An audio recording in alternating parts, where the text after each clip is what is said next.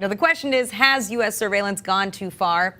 Well, National Intelligence Director James Clapper and NSA Director Keith Alexander, they don't think so. They defended surveillance on Capitol Hill on Tuesday, and here they are speaking in front of the House Intelligence Committee.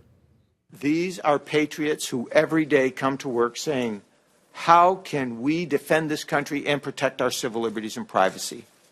Nothing that has been released has shown that we're trying to do something illegal or unprofessional. This is a fundamental given in the intelligence business is leadership intentions, no matter what level you're talking about. That can be military leaders as well.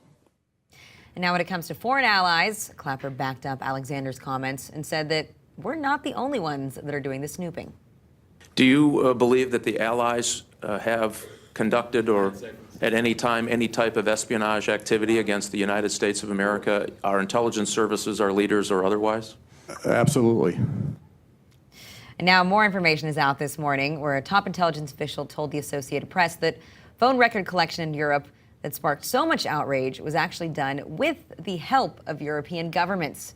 And one more quote here for you. Former director of the CIA and NSA, General Michael Hayden, said this morning that surveillance is standard operating procedure.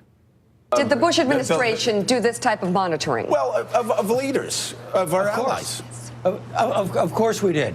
Now, again, I'm not going to get into any specifics here, but this is normal behavior between nation states. Look, this is an R-rated movie. This is how adult nations treat one another, and it's fully accepted. Let me give you a concrete example that might be useful. Remember, President-elect Obama was kind of wedded to his BlackBerry when he was waiting to come into office, and folks like me were saying, oh, this is a big deal, and we finally worked out a compromise. NSA threw a couple of defensive tools into the BlackBerry, and now he uses his BlackBerry. Let me give you the backdrop to that story, Joe, Mika. The most powerful man on earth, the most powerful man in the most powerful nation on earth, was just told that his communications were susceptible to intercept by dozens of foreign embassies inside his own national capital. We didn't rend our garments. We didn't protest.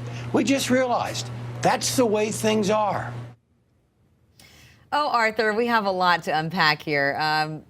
What's your take? Personally, I find it a lot more disconcerting that the United States government is conducting domestic surveillance. What they claim falls under terrorism investigations, but really just ends up being mass surveillance of the American people who are innocent. And, the same thing if we're talking about them monitoring 60 million phone calls in Spain or in France. Not that shocking to me that we would be trying to look into what foreign leaders out there are saying. That's more of just a diplomatic snafu. But what do you think of all these statements that we heard? I like the dissonance between Hayden saying this is what grown-up nations do, and Clapper and Alexander saying, but this is what all the other kids are doing it. So there's like an adult argument and a teenage argument, but they're essentially the same, which is that we know what we're doing, trust us, and don't worry about it. And all those intercepts in Europe that you heard about, the papers got it wrong. They don't understand the metadata. Only we do. And just take our word for it, we're doing the right thing. It's really, no matter how much questioning there is, and the questioning from Mike Rogers, who is friendly to the intelligence community, is not the most, it's not really the grilling that we're going to see today for Kathleen Sebelius.